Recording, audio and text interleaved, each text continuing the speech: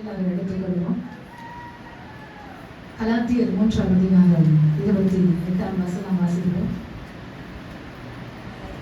யூதன் என்றும் கிரேக்கன் என்றும் இல்லை, அடிமை என்றும் சுயாதீனன் என்றும் இல்லை, ஆண் என்றும் பெண் என்றும் இல்லை, நீங்கள் எல்லாரும் கிறிஸ்து இயேசுவுக்குள் ஒன்றாய் இருக்கிறீர்கள். ஆமென். ஹalleluya. ஆணென்றும் பெண்ணென்றும் கிறிஸ்துவுக்குள் நாம் எல்லாம் எப்படி இருக்கிறோம்? ஒன்றாய் இருக்கிறோம். ஹalleluya. ஹalleluya. இதற்கு ஆதாரமாக ஹalleluya போன மாதத்திலே உங்களுக்கு நான் சொன்னேன். உல்தான் எத்தனை பேருக்கு உல்தா? எல்லாரும் ஞானஸ்தான தொட்டில போனோம்னா எஸ்தர் சொல்லுவாங்க, அடுத்து என்ன சொல்லுவாங்க? ரூத் சொல்லுவாங்க, அபிகாயில் சொல்லுவாங்க, அப்புறம் சிப்போரா சொல்லுவாங்க, அப்புறம் கெட்சியான்னு சொல்லுவாங்க.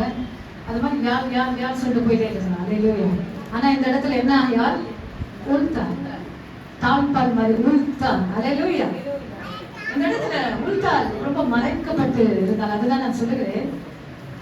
ஆணொன்றும் இல்லை, பெண்ணொன்றும் இல்லை, கிறிஸ்துவுக்குள் அனைவரும் எப்படி சமம். ஆமென். ஹalleluya. இந்த இடத்துல உல்தால் தமிழ்ல பாத்தீங்கன்னா உல்தால். ஆங்கில வேதாகமத்திலே உடைய பெயரை நாம் பார்ப்போம்னா உல்தா. என்ன? உல்தா. எல்லாம் வாய் திறந்து சொல்லுங்க. உல்தா. வாடா எத்தனை சொல்லிட்டு நம்ம புதுசா சொல்லி தர மாதிரி. என்னடா உல்தா? தமிழ் வேதாகமத்திலே நாம் பார்க்கும்போது இவருடைய பெயர் உல்தால். வாசிப்போம். 2 இடத்துல அவருடைய பெயர் சொல்லப்பட்டிருக்கிறது. 2 ராஜாக்கள் 22ஆம் அதிகாரம் எடுத்துக்கொள்வோம். 2 நாளாகமம் 34ஆம் அதிகாரம் எடுத்துக்கொள்வோம். 2 அதிகாரத்துல ஹalleluya ரத்தின சுருக்கமாக இந்த உல்தாலை குறித்து ஹalleluya praise God நாம் பார்க்க போகிறோம். 2 ராஜாக்கள் 22ஆம் அதிகாரம் முதல் வசனம் வாசிப்போமே.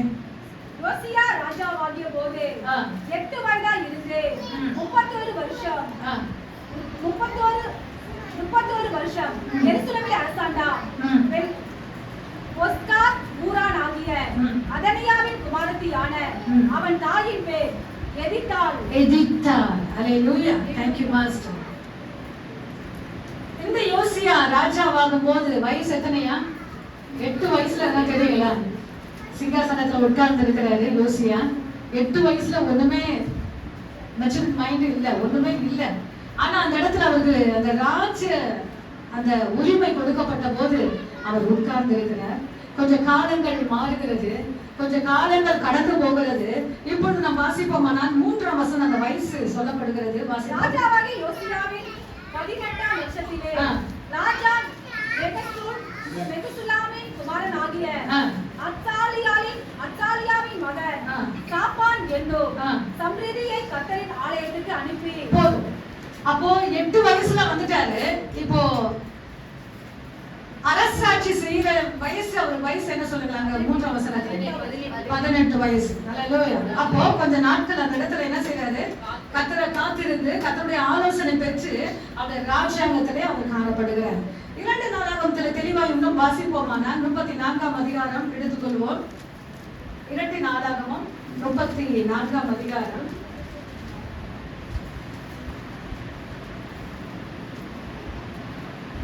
முதல் வசனம் வாசிங்க. யோசியா ராஜாவாகிற போது 8 வயதாய் இருந்து 31 வருஷம் எருசலேமில் அரசாண்டான். போதும். இந்த 34ஆம் அதிகாரத்திலும் இந்த 2 ராஜாக்கள் 22ஆம் அதிகாரத்திலும் இந்த உல்தால் இப்பொழுது வர போகிறார். என்னத்தால்?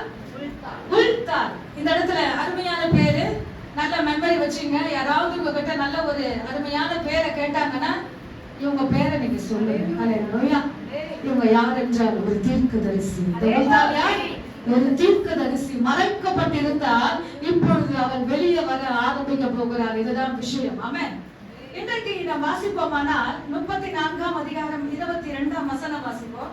அப்பொழுது இல்க்கியாவும் ராஜா அனுப்பின மற்றவர்களும் அஸ்ராவின் குமாரனாகிய திக்வாதின் மகனான சல்லும் என்னும் வஸ்திரசாலை விசாரிப்புக்காரன் மனைவியாகிய உல்தால் என்னும் தீர்க்கதரிசியானவரிடத்திற்கு போனார்கள். உல்தால் என்னும் தீர்க்கதரிசியானவரிடத்தில் அவர்கள் போனார்கள் என்று நாம் வாசிக்கிறோம். கொஞ்சம் முன்னாடி வந்தீங்கன்னா நல்லா இருக்கும். வழியில உட்கார்ந்து நல்லதா, கொஞ்சம் முன்னாடி வந்து ஃப்ரண்ட்ல. ஹalleluya. இந்த இடத்துல பாத்தீங்கன்னாக்கா இங்க பேக்ரவுண்ட்ல இருக்கிற காரியத்தை நாம் பார்ப்போமானால் நல்ல கவனமா கேளுங்க. இந்த உல்கால் என்ற பேர் ஒரு விசேஷமானவர். இவள் மறைக்கப்பட்டிருந்தால் இவள் தேடப்பட்டாள். வசனம் சொல்லுகிறது இவள் மறைந்திருந்தால் இரண்டாவது இவள் தேடப்பட்டாள் என்று வசனம் சொல்லுகிறது. இந்த இடத்துல பாத்தீங்கன்னாக்கா யோசியா ராஜாவாகும் போது 8 வயசு. 8 வயசுல ராஜா உடனே 18வது வருஷத்துல அவர் சொல்றாரு, ஆலயத்துல போய் சுத்தம் பண்ணுங்க சொல்லி சில பேர் அவர் அனுப்பும் போது அந்த இடத்துல ஆலயத்துல பாத்தீங்கன்னாக்கா சில காரியங்கள் கண்டெடுக்கப்படுகிறது. முதல்ல கண்டெடுக்கப்படுகிறது என்னவென்றால், அல்லேலூயா, அந்த ஆலயத்துல கண்டெடுக்கப்பட்டது பணம். என்ன பணம்? நல்ல ரத்தின சுருக்கமா உங்களுக்கு மைண்ட்ல நிக்கிற மாதிரி நான் சொல்றேன். பணம் கண்டெடுக்கப்பட்டது. இந்த பணத்தை யாருக்கிட்ட ஒப்பு கொடுக்கணும் சொல்லி யோசியா தன் கீழே வேலையில் இருக்கிற பணிவிடை ஆளுங்க சொல்றாரு, இந்த பணத்தை இந்த வேலையில சபையுடைய வேலையை யாரெல்லாம் செய்யறாங்களோ அவங்க விசாரிப்புக்காரரிடத்துல ஒப்பு கொடுங்கள். ஒருவரும் அந்த பணத்தை என்ன செய்யக்கூடாது, எடுக்க கூடாது. அது கர்த்தரின் பணம். அல்லேலூயா. இந்த பணத்தை கரெக்டா அந்த விசாரிப்புக்காரரிடத்துல கொடுங்க. அவங்க ஆலயத்துல இருக்கிற எல்லா பழுதுகளையும் யார் பாப்பா? விசாரிப்புக்காரர்கள் பார்ப்பார் என்று சொல்லி பணம் கொடுக்கப்பட்டாயிற்று. இரண்டாவது கண்டெடுக்கப்பட்டது நியாயப்பிரமாண புஸ்தகம். என்ன புஸ்தகம்? நியாயப்பிரமாண புஸ்தகம். வாசிக்க போகிறோம். 34ஆம் அதிகாரம் 15ஆம் வசனம் வாசிங்க. 2 நாளாகமம் 34:15. அப்பொழுது இல்க்கியா சாப்பானை நோக்கி, சம்பிரதியாகிய சாப்பானை நோக்கி, கர்த்தருடைய ஆலயத்திலே நியாயப்பிரமாண புஸ்தகத்தை கண்டெடுத்தேன் என்று சொல்லி அந்த புஸ்தகத்தை சாப்பான் கையிலே கொடுத்தான். 16. சாப்பான் அந்த புஸ்தகத்தை ராஜாவினிடத்திற்கு கொண்டு போய் அவனை நோக்கி, உம்முடைய ஊழியக்காரருக்கு கட்டளையிடப்பட்டவைகளை எல்லாம் அவர்கள் செய்கிறார்கள். 17. கர்த்தருடைய ஆலயத்திலே சேர்ந்த பணத்தை அவர்கள் கூட்டி அதை விசாரிப்புக்காரர் கையிலும் வேலை செய்கிறவர்கள் கையிலும் கொடுத்தார்கள் என்று ராஜாவுக்கு மறுசெய்தி சொன்னதும் அல்லாமல் 18. ஆசாரியனாகிய இல்க்கியா என் கையில் ஒரு புஸ்தகத்தை கொடுத்தான் என்பதை சம்பிரதியாகிய சாப்பான் ராஜாவுக்கு அறிவித்து ராஜாவுக்கு முன்பாக அதை வாசித்தான். போதும். இந்த நியாயப்பிரமாண புஸ்தகத்தை பணத்தை விசாரிப்புக்காரரிடத்தில் கொடுத்தார்கள். இரண்டாவது நியாயப்பிரமாண புஸ்தகத்தை அவர் வாசிக்கிறார். யார்? இல்க்கியா. என்னக்கியா? இல்க்கியா வாசிக்கிறார். அல்லேலூயா. வாசிக்கும் போது இந்த வார்த்தைகளை யோசியா ராஜா கேட்கும் போது ஒரு நிகழ்வு அந்த இடங்களிலே அல்லேலூயா நடைபெறுகிறது. ரொம்ப முக்கியமான ஒரு காரியம். 19 வாசிப்போம். நியாயப்பிரமாணத்தின் வார்த்தைகளை ராஜா கேட்டபோது அவன் தன் வஸ்திரங்களை கிழித்துக் கொண்டு, போதும், தன்னுடைய வஸ்திரங்களை அவன் கிழித்துக் கொண்டான். என்ன? கர்த்தருடைய வார்த்தை விசாரிக்கும் போது, வாசிக்கும் போது, கேட்கும் போது இது என்ன ரியாக்ஷன் என்று நாம் பார்ப்போமானால் அந்த இடத்துல அல்லேலூயா அந்த புஸ்தகங்களிலே வேதனைகள், அந்த புஸ்தகங்களில் அல்லேலூயா இப்படிப்பட்ட காரியங்கள், அல்லேலூயா இப்படிப்பட்ட காரியங்களை நான் செய்வேன் என்று ஆண்டவர் தீர்க்கமாக சொல்ல ஆரம்பிச்சார். அப்ப என்ன அவர் கிழிச்சாரு? வஸ்திரத்தை எப்பவுமே ராஜா கிழிக்க கூடாது. ரொம்ப முக்கியமான அல்லேலூயா பிரேச சரித்திர புத்தகத்திலே வாசிப்போமானால் ராஜாக்கள் வஸ்திரங்களை கிழிக்க கூடாது. ஒண்ணே ஒண்ணு கிழிப்பார்கள். ஆனால் அது கோபத்திலே அல்லேலூயா ஏதாவது ஒரு விரோதமான காரியங்கள் வந்தால் அவர்கள் வஸ்திரங்களை கிழிக்க ஆரம்பிப்பார். அது கிழிச்ச உடனே அந்த ரவுண்டிங் ஃபுல்லாவே என்ன செய்வாங்க? ரொம்ப முக்கியமான காரியம் ராஜா கிழித்து கொண்டார் என்று சொல்லி அவர்களுக்குள்ள பேச ஆரம்பிப்பார்கள். இது என்னமாய் முடியுமோ என்று அவர்கள் கலங்க வைப்பார்கள். அந்த இடத்துல வஸ்திரங்களை கிழித்து கொண்டு நல்ல ஒரு வார்த்தை அவர் சொல்ல ஆரம்பிக்கிறார். 21, 22 வாசிங்க. கண்டெடுக்கப்பட்ட இந்த புஸ்தகத்தினுடைய வார்த்தைகளின் நிமித்தம் நீங்கள் போய் எனக்காகவும் இஸ்ரவேலிலும் யூதாவிலும் மீதியானவர்களுக்காகவும் கர்த்தரிடத்தில் விசாரியுங்கள். இந்த புஸ்தகத்தில் எழுதியிருக்கிற எல்லாவற்றின் படியையும் செய்யும்படிக்கு கர்த்தருடைய வார்த்தையை நம்முடைய பிதாக்கள் கை கொள்ளாதே போனபடியினால் நம்மேல் மூண்ட கர்த்தருடைய உக்கிரம் பெரியது என்றான். நம்முடைய பிதாக்கள் கை கொள்ளாதே போனார்கள். கர்த்தருடைய கட்டளைகளையும் கர்த்தருடைய கற்பனைகளை யார் கை கொள்ளவில்லை? பிதாக்கள் கை கொள்ளவில்லை. அப்போ நம்மேல் மூண்ட என்ன உக்கிரம் மூண்டதுன்னா தேவனுடைய உக்கிரம் மூண்டது. சும்மா சும்மா வாசிக்கிறாருங்க. ஒண்ணுமே இல்லை. அவர் சுற்றி ஆண்டவர் இல்லை. அவரை சுற்றி தேவதூதர்கள் இல்ல, அவரை சுற்றி ஊழியக்காரர்களே யாருமே இல்லைங்க, யாருமே பார்க்கல.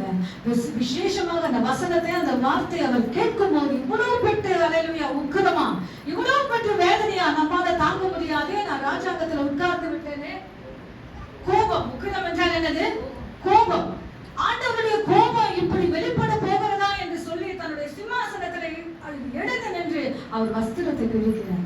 இப்ப அவர் சொன்ன ஒரு வார்த்தை என்னவென்றால், இந்த வஸ்திரத்தை கிழிச்சது அந்த சரௌண்டிங்கில் இருக்கிற எல்லாரும் பார்த்தாங்க, முக்கியமா ஆண்டவர் பார்த்தார். எத்தனை பேர் அல்லேலூயா பிரேசல் இந்த சப்ஜெக்ட் படிச்சீங்க எனக்கு தெரியாது. ரொம்ப முக்கியமான சப்ஜெக்ட். வீட்டுல போய் நல்லா தெளிவா நின்று இதை ஃபுல்லா சொல்ல டைம் இல்லை. வீட்டுல போய் 2 நாளாகமம் 34, 2 ராஜாக்கள் 22 ஒரே சம்பவம் தான். இந்த சம்பவத்தை சில காரியம் இங்க இருக்கும், சில காரியம் அங்க இருக்கும். அல்லேலூயா முக்கியமான வேர்டு, அதுதான் சொல்ல போறேன். ஆனா இந்த இடத்துல அவர் வஸ்திரங்களை கிழிச்ச உடனே இப்போ என்ன சொல்றாருன்னா, நீங்க போய் இதற்காக சில பேர் சொல்லுவாங்க பரிகாரம் பண்ணுங்க. என்ன சொல்லுவாங்க? இதுக்கு என்ன பரிகாரம்? இங்க மட்டும் இல்ல, சில பேர் வெளியே சொல்லுவாங்க. ஆனா இவர் என்ன சொல்றாரு, இதுக்கு என்ன செய்யணும்? ஆண்டவர்கிட்ட போய் கேட்கணும். அப்ப ஆண்டவர் டைரக்டா பேச முடியாது. தீர்க்க தரிசிகளை கொண்டு பேசும்போது இப்பொழுது மறைந்திருந்த உல்தான் அந்த தேசத்திலே அவர் காணப்பட்டு கொண்டிருக்கிறார். இப்ப ஒரு குரூப் அல்லேலூயா உல்தானை தேட போகிறார்கள். உல்தானை தான் பார்க்க போறோம்னு சொல்லி யாருக்கு தெரியாது? யோசியாவுக்கு தெரியாது, இருக்கிற கூட்டத்துக்கும் தெரியாது. அல்லேலூயா அந்த தேசத்துல அம்மா தீர்க்கதரிசி இருக்காமா இப்போ நம்ம சொல்லுவோம்ல, உள்ள வந்தோம்மா சர்ச்சை எங்க இருக்குமா, இந்த மாதிரி உங்க பேரு உங்க சர்ச்சை எங்க இருக்குமா அந்த மாதிரி சொல்லுவாங்க. அந்த என்ட்ரன்ஸ்ல வரும்போது என்ன சொல்லுவாங்க, இப்படி போய் லெஃப்ட்ல திரும்பா சர்ச்சை இருக்கு. அதே மாதிரிதான் இந்த தேசத்துல அங்க தீர்க்கதரிசி யாருன்னு சொல்லி போயிட்டே இருக்கும் போது இப்போ அந்த சகோதரி, இப்போது நான் பார்க்க போக 25 வாசிங்க. அவர்கள் என்னை விட்டு நம்ம கைகளிலே கிரியைகளை எல்லாவற்றிலும் எனக்கு கோபம் உண்டாக வேறே தேவர்களுக்கு தூபம் காட்டினபடியினால் என் உக்கிரமும் அவன் 22 வாசிங்க. அப்போது இந்தியாவின் ராஜா அனுப்பின மற்றவர்களும் அஸ்ராவின் குமாரனாகிய திக்வாதி மகனான சல்லும் என்னும் வஸ்திரக்கார விசாரிப்புக்காரன் மனைவியாகிய உல்தார் என்னும் தீர்க்கதரிசியான இடத்துக்கு போனார்கள். அவள் எருசலேமிலே 2ஆம் வகுப்பிலே குடியிருந்தாள். அவளோடு அதை பற்றி பேசினார்கள். 23 அவள் இவர்களை நோக்கி, உங்கள் இடத்திலே அனுப்பினவருக்கு நீங்கள் சொல்ல வேண்டியது என்னவென்றால், இஸ்ரவேலின் தேவனாகிய கர்த்தர் உரைக்கிறதாவது, உல்தான் மாம்சத்தில் பேசவில்லை. இந்த இடத்துல தீர்க்க தரிசனம், தீர்க்கமானது. தீர்க்க தரிசனம் என்றால் தீர்க்கம் பிளஸ் தரிசனம். அல்லேலூயா நேரடியான கர்த்தருடைய வார்த்தை அவர் சொல்ல ஆரம்பிக்கிறார். இப்ப வாசிங்க 24. இதோ யூதாவின் ராஜாவுக்கு முன்பாக வாசிக்கப்பட்ட புஸ்தகத்தில் எழுதியிருக்கிற சகல சாபங்களும் ஆகிய பொல்லாப்பை நான் இந்த ஸ்தலத்தின் மேலும் இதன் குடிகள் மேலும் வர பண்ணுவேன். 25 அவர்கள் என்னை விட்டு தங்கள் கைகளின் கிரியைகள் எல்லாவற்றிலும் எனக்கு கோபம் உண்டாக்க வேறு தேவர்களுக்கு தூபம் காட்டினபடியினால் என் உக்கிரம் அவிந்து போகாதபடி இந்த ஸ்தலத்தின் மேல் இறங்கும் என்று கர்த்தர் உரைக்கிறார். என் உக்கிரம் அவிந்து சும்மா ஸ்டாப் பண்ண முடியாது, இந்த ஸ்தலத்தின் மேல் இறங்கும் என்று கர்த்தர் உரைக்கிறார். 26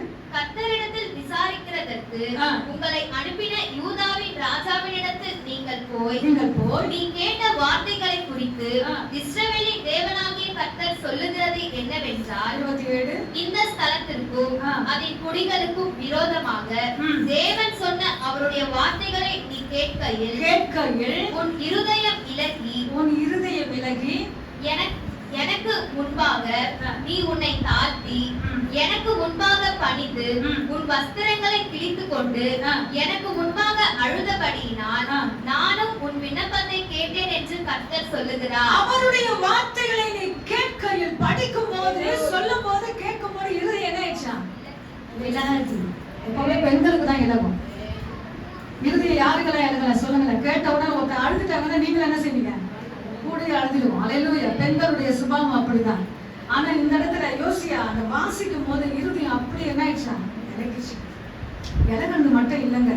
அவர் சொல்ற, எனக்கு முன்பாக நீ உன்னை தாழ்த்தி வஸ்திரங்களை கிழிப்பது என்றால் தாழ்த்தி எனக்கு முன்பாக பணிந்து உன் வஸ்திரங்களை கிழித்து கொண்டு எனக்கு முன்பாக அழுதபடியால் அந்த கிழிக்கப்பட்டது.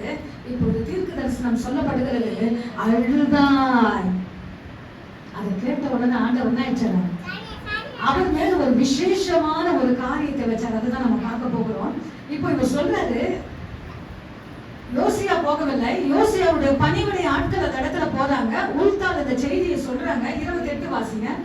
இதோ நான் இந்த ஸ்தலத்தின் மேலும் இதன் குடிகள் மேலும் வரப்பண்ணும் எல்லா பொல்லாப்பையும் உன் கண்கள் காணாதபடிக்கு நீ சமாதானத்தோட உன் கல்லறையில் சேர்த்து கொள்ளப்பட நான் உன்னை உன் பிதாக்கள் அண்டையிலே சேர பண்ணுவேன் என்கிறார் என்று சொன்னாள். என்னங்க இது?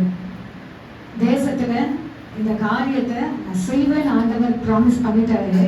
ஆனா ஒண்ணே ஒண்ணு, நீ இந்த வஸ்திரங்களை கிழிச்சு எனக்கு முன்பாக நீ அழுதுனால நிச்சயமா உன் கல்லறையில நீ போற வரைக்கும் அதை நான் ஸ்டாப் பண்ணுவேன் சொல்லி. எவ்வளவு அருமையான வார்த்தை பாருங்க.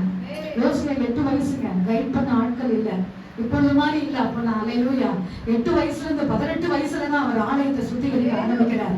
ஆலயத்துல இருக்கிற பொருட்களை தேட ஆரம்பிக்கிறார். இப்படி செய்யணும் சொல்லி ஆலோசனை கொடுக்கிறார். அந்த வசனங்களை கேட்கும் போது, அவ்வளவு உக்கிரமான கோபமான காரியங்களை கேட்கும் போது அவர்கள் வஸ்திரங்களை கிழித்து என் ஆண்டவரே மனம் இருந்தும் என்று சொல்லி தீர்க்கதரிசி ஒரு வார்த்தை உண்டு. எரேமியா 29:13 நீங்க வாசி போனால் நல்ல இதற்கு ஆதாரமான ஒரு வசனம். எரேமியா 29:13 வாசிங்க. உங்கள் முழு இருதயத்தோடும் என்னை தேடினீர்களானால் என்னை தேடுகளில் கண்டுபிடிப்பீர்கள். ஆமென். இன்னைக்கு நம்ம ஆண்டவரை கண்டுபிடிக்கலன்னா என்ன இருதயத்தோட நாம் தேடுறோம்? செக் பண்ணுங்க. நம்மள என்ன செய்வோம்? செக் பண்ணுங்க. முழு இருதயத்தோட தேடுறோமா, அரை இருதயத்தோட தேடுறோமா?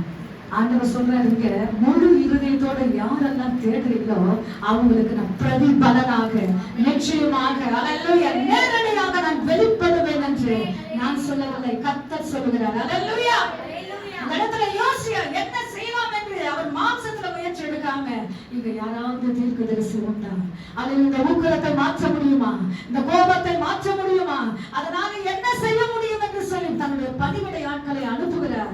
அனுப்புவது மட்டுமல்ல, அந்த வார்த்தைகளை கேட்கும் போது அவர் சொல்லுகிற ஒரு வார்த்தை, நீ கல்ற வரைக்கும் போகும்போது அந்த உக்கிரத்தை நீ பார்க்க மாட்டேன். அவர் அவருக்கு மட்டும் ஜெபிக்கல, அங்க இருக்கிற எல்லா ஜனங்களுக்கு தான் அவர் ஜெபிக்கிறாரு. ஆனா கர்த்தருடைய உக்கிரம் அப்படி இருந்த ஒரே ஒரு வசனத்தை நான் வாசிக்க போகிறோம். ரொம்ப முக்கியமான ஒரு வசனம்.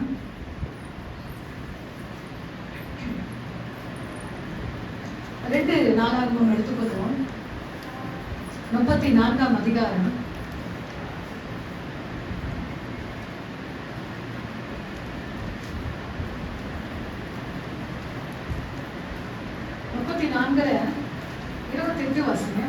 இதோ நான் இந்த ஸ்தலத்தின் மேலும் இதன் குடிகள் மேலும் வரப்பண்ணும் எல்லா பொல்லாப்பையும் உன் கண்கள் காணாதபடிக்கு நீ சமாதானத்தோட உன் கல்லறையில் சேர்த்து கொள்ளப்பட நான் உன்னை உன் பிதாக்கள் அண்டையிலே சேர பண்ணுவேன் என்கிறார். 34:16 வாசிங்க. 2:4-36:16 ரொம்ப முக்கியமான ஒரு வேர்டு.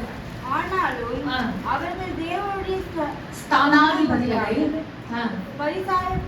பரியாசம் பண்ணி அவருடைய வார்த்தைகளை அசட்டை செய்து அவருடைய தீர்க்கதரிசிகளை நிந்தித்தபடியால் கர்த்தருடைய உக்கிரம் அவருடைய ஜனத்தின் மேல் மூண்டது, சகாயம் இல்லாமல் போயிற்று.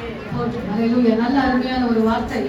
ஆனாலும் இங்க அந்த புஸ்தகத்தில் வாசிக்கப்பட்ட அந்த வசனத்துல, ஆனாலும் அவர்கள் தேவனுடைய ஸ்தானாதிபதிகளை என்ன பண்ணாங்களாம்? பரியாசம் பண்ணினார்கள். நம்மள ரொம்ப செக் பண்ணீங்க. கர்த்தருடைய ஊழியக்காரர்களை நாம் என்ன எப்படி வச்சிருக்கிறோம் அதுதான் ரொம்ப முக்கியம். தேவனுடைய ஸ்தானாதிபதிகளை பரியாசம் பண்ணி அவருடைய வார்த்தைகளை அசட்டை செய்து அவருடைய தீர்க்கதரிசிகளை நிந்தித்தபடியால் கர்த்தருடைய உக்கிரம் அந்த ஜனத்தின் மேல் மூண்டது, சகாயம் இல்லாமல் போயிற்று. ரொம்ப முக்கியமான வார்த்தை, அண்டர்லைன் பண்ணீங்க. ஏன் இந்த உக்கிரம் தேசத்துல வந்துச்சு? ஆண்டவர் பிராமிஸ சொல்றாரு, நான் அழிப்பேன் சொல்லிட்டாரு. நீ வஸ்திரத்தை கிழிச்சு நீ அழுததுனால உன் மேல என்னுடைய இரக்கம் ஊற்றப்பட்டது என்று வாசிக்கிறோம். இன்னைக்கு நிச்சயமாய் உள்தால் தேடப்பட்டார். இதுதான் ரொம்ப முக்கியம். உள்தால் தேடப்பட்டார். இன்னைக்கு அவர் ராஜா ஆன உடனே ஒரு ஆவிக்குரிய எழுப்புதல் தேசத்துல வந்தது. நிச்சயமாக நம்மள ஒரு பொறுப்பை உட்கார வச்சுட்டாங்க. அந்த சின்ன பொறுப்போ பெரிய பொறுப்போ அந்த பொறுப்புல நம்மளை உட்கார வச்சுட்டாங்க. நான் அதிகமா சபையில சொல்ல ஒரு வார்த்தை, இங்கேயும் சொல்லுவேன், தலைமை சபையில சொல்லுவேன். ஒரு சின்ன பொறுப்பு சபையில கொடுக்கப்பட்டாயிற்று என்று உங்களுக்கு கரங்களில கொடுக்கப்பட்டாயிற்று நீங்கள் அறிந்தீர்கள். ஆனால் அதற்காக நீங்க என்ன உழைக்கிறீங்க அதுதான் ரொம்ப முக்கியம். ராஜாவா ஒரு 8 வயசுல உட்காந்துட்டாருங்க. 18வது வயசுல போய் அந்த ஆலயத்தை பாருங்கன்னு சொல்றாருங்க. 18 வயசு வாலிப பருவங்க. வாலிப பருவம் எப்படி இருக்கும் சொல்லுங்க? ரொம்ப ஜாலியா இருக்கும். இப்ப கூட வண்டியில போனா எப்படி போறாங்க? அப்படிதான் போறாங்க. அல்லேலூயா. என்ன எலும்பு உடையும் கூட தெரியல, அப்படிதான் ஸ்பிட் பண்ணி அப்படி ஓடுறாங்க. அல்லேலூயா. ஏன்னா அந்த ரத்த நாளங்கள் தான் யோசியாக இருந்தது. அந்த வாலிபுடைய வேகம் தான் யோசியாக இருந்தது. ஆனால் அவன் என்ன செய்தான் என்பதை குறித்து தான் நாம் அல்லேலூயா வேதத்துல பார்க்க போகிறோம். அந்த அசட்டை செய்தார்கள், அவர்கள் ஊழியர்களை பரியாசம் பண்ணினார்கள். இவர்களால என்ன செய்ய முடியும் என்று சொல்லி நிந்தித்தார்கள். இதெல்லாம் எந்த புக்ல இருக்கிறா? நியாயப்பிரமாணத்துல புக்கு இருக்கு. அதெல்லாம் வாசிக்கும் போது அல்லேலூயா உள்தால் தேடப்பட்டார். அதுதான் ரொம்ப முக்கியம். உள்தால் தேடப்பட்டார். இப்பொழுது இவன் ராஜாங்கத்துல உட்கார்ந்த உடனே எப்ப நான் சொல்றேன், சின்ன ஊழியம் கொடுத்துட்டா கூட நீங்க என்ன செய்யணும்?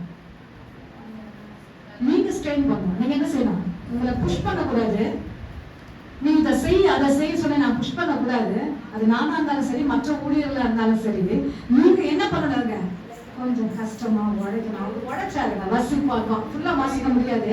2 ராஜாக்கள் 23ஆம் அதிகாரம் 1 to 30 வரைக்கும் வீட்டுல போய் வாசிக்க பாருங்க. அங்க ஒரு ஆவிக்குரிய எழுப்புதல் உண்டானது. 2 ராஜாக்கள் 23ஆம் அதிகாரம். அவர் அரசாங்கத்துல ஒரு ராஜ பதவியில உட்கார்ந்த உடனே 22 அதிகாரத்துல உள்தால் தீர்க்க தரிசனம் சொல்லிவிட்டார்கள். இப்ப 23ஆம் அதிகாரம் 1 to 30 வாசிப்போமானால் அங்க ஒரு ஆவிக்குரிய எழுப்புதல் உண்டானது. வீட்டுல போய் வாசித்து பாருங்க. அவ்வளவு பயங்கரம், பயங்கரமான காரியங்களை அந்த இடங்களில் அவர் செய்ய ஆரம்பித்தார். எல்லா தோப்புகளை, எல்லா பலிபீடங்களை, எல்லா விக்கிரகங்களை இயேசுவின் நாமத்தினால் அவர் தகர்த்து போட்டார். நிச்சயமா ஒன்ன தொட முடியாதுங்க. ஏன்னா அவருக்கு ரைட்ஸ் இருக்கு. ஏன்னா அவருடைய பதவி, அவருடைய அல்லேலூயா ராஜ பொறுப்பு இருந்ததுனால எல்லாவற்றையும் அல்லேலூயா தூக்கி போட்டார். நிறைய ராஜாங்க வந்தாங்க நம்முடைய பைபிள்ல. நிறைய ராஜாங்க வந்தாங்க. எத்தனை பேர் பைபிள் படிச்சிருக்கீங்க? சாலமோன் வந்தார், தாவீது வந்தார், கிதியோன் வந்தார். இப்ப எல்லாமே லீடர்ஷிப் வந்துட்டே தான். அவங்களுக்கு தலைமைத்துவம் எல்லாம் வித்தியாசமா இருந்தது. ஆனா இவரை போல இல்லைன்னு சொல்லி பைபிள் சொல்லுது. நான் சொல்றேன் வாசிப்போம். இப்போ நாம் வாசிக்க போகிறோம் 2 ராஜாக்கள் 23ஆம் அதிகாரம் 25. இவரை குறிச்சு நல்ல ஹைலைட் ஆன ஒரு வசனம், ஆண்டவரே சொல்ற ஒரு வசனம். 2 ராஜாக்கள் 23:25 வாசிங்க. கர்த்தரிடத்திற்கு தன் முழு இருதயத்தோடும் தன் முழு ஆத்துமாவோடும் தன் முழு பலத்தோடும் மோசேயின் நியாயப்பிரமாணத்திற்கு ஏற்றபடியெல்லாம் செய்ய மனதை சாய்த்தான். அவனை போலொத்த ராஜா அவனுக்கு முன் இருந்ததும் இல்லை, அவனுக்கு பின் எழுப்பினதும் இல்லை. ஆண்டவர் உயில் மாதிரி எழுதிட்டாரு. முன்னாடியா இல்லையா? பின்னாடியா இல்லையா? அல்லேலூயா. தாவீது உட்பட கூட நான் சொல்றேன். அல்லேலூயா. இந்த யோசியாவை போல முன்னையே இல்லையா? இல்லையா? ஏன்னா ஆவிக்குரிய எழுப்புதல் எங்க அடைஞ்சிச்சுன்னா 23ஆம் அதிகாரம் 1 to 30 வரைக்கும் தெளிவாக வீட்டுல போய் வாசித்து பாருங்க. அங்க ஒரு ஆவிக்குரிய எழுப்புதல் உண்டானது. எல்லாவற்றையும் யோசியா தகர்த்து போட அதுதான் சொல்லுகிறேன். அல்லேலூயா. கர்த்தருடைய ஆராதனை உபவாச ஜெபத்துல அதிகமா ஜெபம் பண்ணணும். தேவனுடைய ஆராதனை மேலோங்கணுமா? அதனுடைய ஆராதனை எப்படி செய்யணுமா? அல்லேலூயா. இது மேலோங்க வேண்டும். அல்லேலூயா. அது கீழே இறங்க வேண்டும். அல்லேலூயா. எத்தனை பேருக்கு புரியுது? அப்படிப்பட்ட ஒரு அல்லேலூயா தேவ மகிமை கர்த்தர் நமக்கு கொடுத்திருக்கிறார். ஜெபிக்க அப்படியாக தேசத்திலும் சமுதாயத்திலும் சபையிலும் கர்த்தர் உருவாக்க வல்லமை உள்ளவராக இருக்கிறார். நமக்கு கொடுக்கப்பட்ட பொறுப்புகளை எப்படி நாம் உடைக்கணும், அதுதான் ரொம்ப முக்கியம். உள்தால் மறைக்கப்பட்டாருங்க. நிறைய பேருக்கு உள்தால் தெரியாது. உள்தால் நான் சொல்லி ஒரு சின்ன ஒரு கொஸ்டின் மார்க் சொல்லியிருந்தா கூட உள்தாலை தேட முடியாது. ஆனா உள்தால் மறைஞ்சிருந்தார், அவர் தேடப்பட்டார். ரொம்ப யோசியாவை குறிச்சுதான் வாசிக்கணும்னு இல்ல, வாசிக்கணும். ஏன்னா அந்த சப்ஜெக்ட்ல யோசியா தான் ஹைலைட் ஆயிட்டார். யோசியா என்ன பண்ணிட்டாரு? ரொம்ப பிரபலம் ஆயிட்டார். இந்த வேதத்துல இந்த சப்ஜெக்ட்ல யோசியா மேல வந்துட்டாரு. ஆனாலும் கொஞ்சம் உள்தால நாம் வாசிப்போமானால் உள்தால் மறைந்திருந்தால் 2வது அவர் தேடப்பட்டார். எத்தனை பேர் குடும்பத்தில் இருக்கிறீங்க? என்னங்க ஒரு கையை இல்லை, நல்ல கையை தூக்குங்க. உங்க அப்பா அம்மா நீங்க வந்திருப்பீங்களா? உங்க வீட்டுக்காரர் இல்லையா? பிள்ளைங்க இல்லையா? எல்லாமே சேர்த்தாதான் ஒரு குடும்பம். கையை தூக்குறாங்க. எத்தனை பேர் குடும்பம் இருக்கீங்க? ஆமென். எத்தனை பேருக்கு சித்தப்பா, பெரியப்பா, மாமனாரு, மாமியாரு, நாத்தனாரு, எத்தனை பேருக்கு இருக்கு? அல்லேலூயா. எல்லாருக்கும் இருக்குல்ல. ஆனா அங்க நீங்க தேடப்படணும். எங்க தேடப்படணும்? உங்க குடும்பத்துல உங்களை ஆண்டவர் உள்தால் மாதிரி வச்சிருப்பாருன்னா நீங்க இவ்வளவு காலம் மறைஞ்சிருக்கீங்க. ஆனா நீங்க தேடப்பட வேண்டும். அதுலதான் இந்த கரும்பொருளான வார்த்தை. நிச்சயமாக ரொம்ப ஜெபிச்சு பாருங்க. ரொம்ப ஆண்டவருக்குள்ள உண்மையா இருந்து பாருங்க. உங்களுக்கு கொடுக்கப்பட்ட பொறுப்புல அல்லேலூயா பிரைஸ் எல்லாம் கடினமாக உடைச்சு பாருங்க. மறைந்திருந்தவர்களை கர்த்தர் தேடும்படியாக அழைப்பார். உங்களை என்ன சொல்லுவாங்கன்னா உங்க பெரியப்பா, உங்க பெரியம்மா, உங்க மாமனார், உங்க மாமியார் என்ன சொல்லுவாங்கன்னா கொஞ்சம் வந்து ஜெபிச்சுட்டு போங்க. என்ன சொல்லுவாங்க? சொல்லுங்க. என்ன சொல்லுவாங்க? கொஞ்சம் வந்து சோமட்டு போங்க. இல்லைன்னா நீ போற பாரு சபையில கூட்டிட்டு போங்க. இந்த உள்தால் மாதிரி அல்லேலூயா தேவ சமூகத்திலே நாம் காணப்படுவோமானால் நிச்சயமாய் மறைந்திருந்தாலும் நிச்சயமாய் நாம் தேடப்படுவோம். நிச்சயமா உங்க குடும்பத்துல உங்களை அழைப்பாங்க. ஆனா எங்க பர்ஃபெக்ட்டா இருக்கணும்?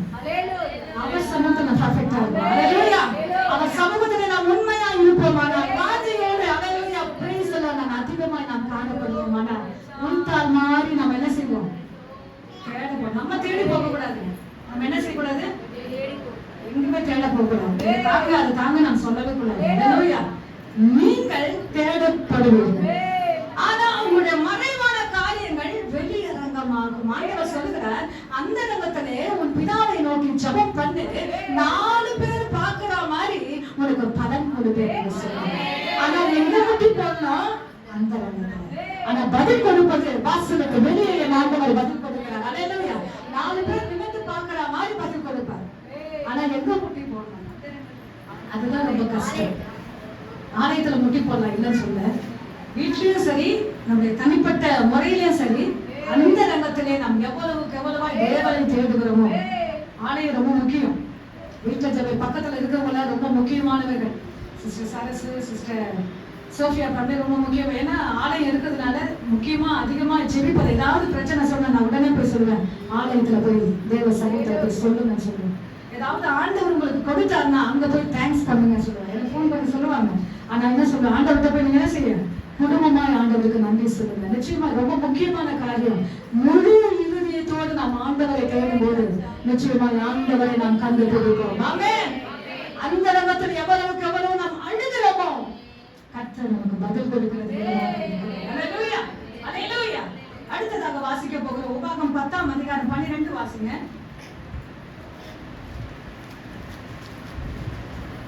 கர்த்தர் என்னை நோக்கி,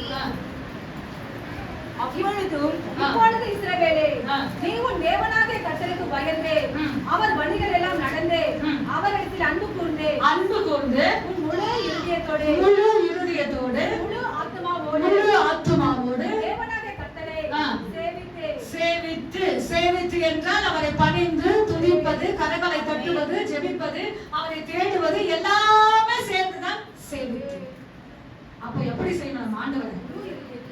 நான் போன வாரத்துல அந்த 857 ஊழியர் மீட்டிங்க்கு கடந்து வர ஒரு அழைப்பு கொடுக்கும் போது இந்த 800 மீட்டிங் 57ல வந்து நான் அட்டன் பண்ணும்போது அந்த இடத்துல கர்த்தருடைய வார்த்தைக்கு எப்படி நீங்க வாஞ்சையை கேட்கறீங்களோ அது மாதிரி நாங்க உட்கார்ந்து இருக்கிறோம். ஆண்டவர் ஊழியத்துக்காக என்ன பேசுவார், ஊழியத்தை எப்படியெல்லாம் செய்யணும் சொல்லி ஆண்டவர் என்ன ஆலோசனை கொடுப்பான்னு சொல்லி உட்கார்ந்து இருக்கும் போது அந்த பாஸ்டர் பிரசங்கம் பண்ண ஆரம்பித்தார். அவர் சொல்லுகிறார் ஒரு வார்த்தை, என் சபையில நான் பாட்டு பாடினாலும் சரி, என் சபையில நான் மெசேஜ் கொடுத்தாலும் சரி, இதுதான் கடைசின்னு சொல்லி என்னுடைய எனர்ஜி முழுசா என்ன செய்வாராம்?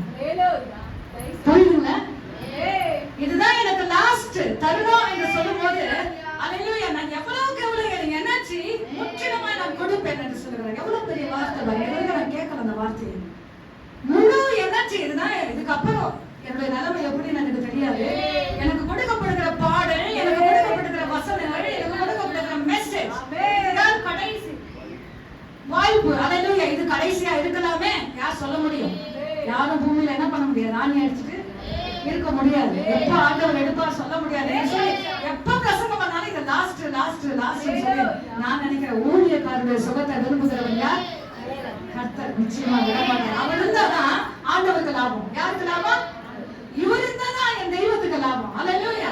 ஆனா அவர் சொல்வது என்னவென்றால், எனக்கு அது கடைசியா இருந்தாலும் அதிகமா கடினமா கஷ்டப்பட்டு எமோஷனலா பாடுபாடு, எமோஷனலா வசன வாசிப்பேன்னு சொல்றேன். எவ்வளவு பெரிய வார்த்தை! எனக்கு அது ரொம்ப அந்த வார்த்தை எனக்கு பிடித்திருந்தது. கர்த்தர் அறிந்திருக்கிறார். அல்லேலூயா. நமக்கு கொடுக்கப்படுகிற சின்ன பொறுப்புல சரி, நான் எப்படி கடினமாக உழைக்கிறேன் அது நான் பார்க்க தேவையில்லை. சபையுடைய ஊழியர்கள் பார்க்க தேவையில்லை. வானத்தையும் பூமியும் மண்ட சராசரங்களை உருவாக்கின ஆண்டவர் ஜூம் பண்ணி பார்த்து கொண்டிருக்கிறேன். அல்லேலூயா. அதை எப்படி நான் செய்கிறேன்? நிச்சயமா ஒரு வார்த்தை வந்து உள்ள நம்ம சபையா இருக்கிறதுனால வெளிப்படையா சொல்லுகிறேன். அல்லேலூயா. சில பேர் உண்மையா செய்வார்கள், சில பேர் மாய்மாலமாக செய்வார்கள். முக்கியம் நம்முடைய சபை என்றால நான் திறந்த புத்தகமாக நான் பேசுகிறேன். உண்மையா செய்யும் போது, முழு இதயத்தோட நான் தேடும் போது, அல்லேலூயா, praise the Lord, 100% என் தெய்வத்தை நான் கண்டடைய முடியும். கொடுக்கிற வாழ்க்கை எத்தனை வாழ்க்கைங்க ஒரு மனுஷனுக்கு? வாழ்க்கை. அந்த ஒரு வாழ்க்கையில உண்மையா ஸ்ட்ரெயின் பண்ணி பாருங்க. கர்த்தர் நிச்சயமா உள்தால் போல உங்களை மாற்றி அவர் வல்லமை உள்ளவராக இருக்கிறார். அவர் மறைந்திருந்தார், இரண்டாவது அவர் தேடப்பட்டார். உங்க குடும்பத்துல நீங்க தேடப்படணும். உங்க குடும்பத்துல தேடப்படணும். ஐயோ சிஸ்டர் இருக்காங்களே, அவ சபைக்கு போறா, ஏதோ ஒரு சபைக்கு போறா, அவளை கூப்பிட்டு வந்து ஜெபிக்கணும். நிச்சயமா உங்க எல்லாருக்கும் ஆண்டவர் அழைப்பு கொடுக்க வல்லமை உள்ளவராக இருக்கிறார். நம்ம ஜாதி ஜனம் மத்தியிலே, அல்லேலூயா, நம்முடைய உற்றார் உறவினர் மத்தியிலே நிச்சயமாய் அழைப்பு வரும். அது யாருக்கு என்று எனக்கு தெரியாது. உங்கள் குடும்பம் ஒவ்வொருவருக்கும் சொல்லுகிறேன். அல்லேலூயா. அது ரட்சிக்கப்படாதவர்களா கூட இருக்கலாம். வந்து ஜெபம் போய் வந்து ஒரு வசனத்தை வாசித்துட்டு போய் நிச்சயமா அந்த ஒரு வசனம், அந்த ஒரு ஜெபம் நிச்சயமாய் அவனை தொட ஆரம்பிக்கும். அல்லேலூயா. கர்த்தர் நிச்சயமாக கிரியை செய்ய வல்லமை உள்ள தேவனாக இருக்கிறார். நீங்க நல்லா ஜெபம் பண்ணுங்க, நல்லா பைபிள் பற்றி பாருங்க, நல்ல ஆலயத்துக்கு தொடர்ச்சியாக ஓடுங்க. அதான் ஒரு வசனம் உண்டு, பாடணும். உமது ஆலயத்துல தங்கி இருப்போம், காத்திருப்போம், பாக்கியவான்கள். உண்மையிலே பாக்கியவான்களாம். என்ன நடந்தாலும் அவர்கள் துடிப்பார்கள். இன்பம் வந்தாதான் இல்லை, பேங்க்ல அதிகமா இருந்தாதான் இல்லை, பேங்க்ல பேலன்ஸ் ஒண்ணுமே 0% இருந்தாலும் சரி, என்ன நடந்தாலும் இப்போது நன்றி சொல்வேன். அதுதாங்க அந்த பாட்டினுடைய அர்த்தமே, சாராம்சமே அதுதான். இந்த பாட்டை நான் கடைசியாக பாடி முடிப்போம். அல்லேலூயா. உங்க குடும்பத்துல நீங்க தேடப்படணும். நிச்சயமாக அதற்கு கொஞ்சம் மறைந்திருந்து நல்லா ஜெபம் பண்ணுங்க, மறைந்திருந்து கடினமா உழைங்க, மறைஞ்சிருந்து ஆலயத்தை நோக்கி ஓடுங்க, வாஞ்சையோட தாகத்தோட நின்று பாருங்க. உங்க குடும்பத்துல உங்களுக்கு இன்விடேஷன் வரும். அல்லேலூயா. எத்தனை பேர் குடும்பத்துல ரட்சிப்பில்லை என்று எனக்கு தெரியாது. உங்க குடும்பத்துல உங்களுக்கு இன்விடேஷன் வரும். ஜெபிச்சு பாரு, வசனத்தை வாசி, அல்லது கொஞ்ச நேரம் பாட்டு பாடி சொல்லிட்டு போறேன்னு சொல்லலாம். கர்த்தர் அப்படிப்பட்ட ஒரு கிருபைகளை கர்த்தர் கொடுப்பார். கொஞ்ச நேரம் முழங்கால் பாடிட்டு தேவ சமூகத்துல அல்லது பாடலை பாடி நம்ம அல்லேலூயா பிரைஸ் துதிக்க போகிறோம். Praise master. அல்லேலூயா. அழுகையின் பள்ளத்தாக்கில் நடக்கும் போதெல்லாம் நீரூற்றாய் மாற்றிக் கொள்வார்கள். அல்லேலூயா. Praise the lord. அழுகையின் பள்ளத்தாக்கில், அழுகையின் பள்ளத்தாக்கில், அழுகையின் பள்ளத்தாக்கில் நடக்கும் போதெல்லாம் ஆனந்த நீரூற்று நீதானையா, அபிஷேக மழையும் நீதான். எல்லாரும் மழையால் பண்ணிட்டு அழுகையின் பள்ளத்தாக்கில் நடக்கும் போதெல்லாம் ஆனந்த நீரூற்று நீதானையா, அபிஷேக மழையும் நீதானையா. சேனைகளின் கர்த்தாவே, ஜீவனுள்ள தேவனே, உன் சமூகம் எவ்வளவு இன்பமானது. சேனைகளின் கர்த்தாவே, ஜீவனுள்ள தேவனே,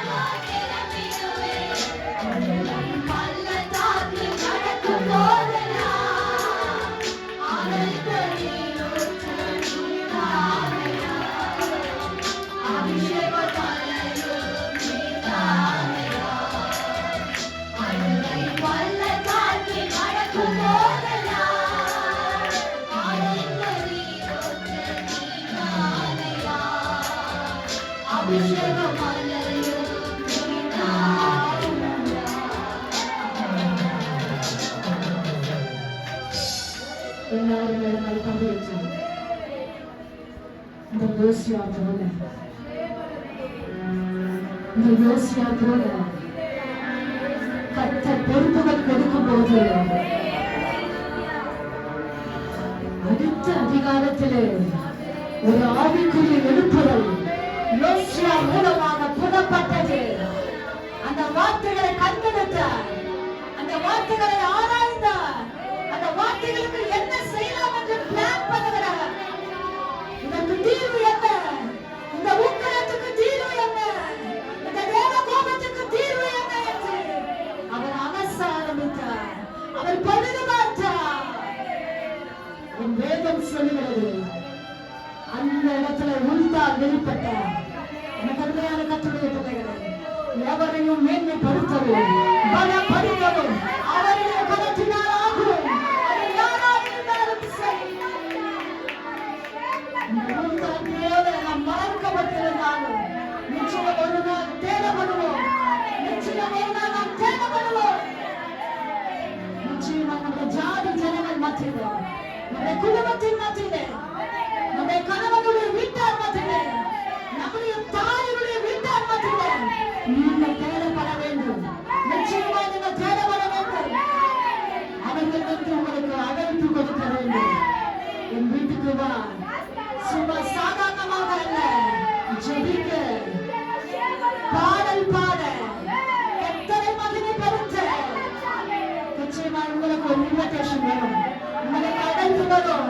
அவர்களுடைய ஜாதி ஜனங்கள் மத்தியிலே கர்த்தர் ஒரு உயிர்த்தால் போல உங்களை நடத்துவார். ஆனா அதற்காக நாம் மறைந்து காணப்பட வேண்டும். அதிகமாய் ஜெபிக்க வேண்டும். அதிகமாய் ஆலயங்களுக்கு வாஞ்சையோடு நாம் ஓட வேண்டும். கர்த்தர் செய்யும் போது எப்படிப்பட்ட ஒரு கிருபைகளை சபைக்கு அவர் கொடுக்க வல்லமை உள்ளவராக இருக்கிறார். கரங்களை உயர்த்தி இந்த உள்தாளை போல கர்த்தர் நம்மை நடத்தி